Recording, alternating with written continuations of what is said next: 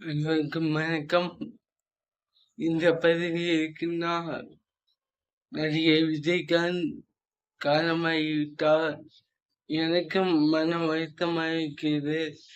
விஜயகாந்த் ரொம்ப எனக்கு பிடிக்கும். இன்னைக்கு தமிழ்நாட்டு அனைவருக்கும் நமது நடிகை விஜயகாந்த் காலமாகிவிட்டார் என்ற துக்கத்தில் இருக்கிறார்கள். என்னை பற்றி யாருக்கும் செய்ய தெரியாது. நான் எதுக்காக இந்த பதிவு பண்றேன்னா, விஜயகாந்த் ரொம்ப நல்லவர். அவர் சொல்ல போனா கொஞ்சம் வல்லவர், நல்லவர். அதனாலதான் இந்த வீடியோவை நான் பதிவு பண்றேன்.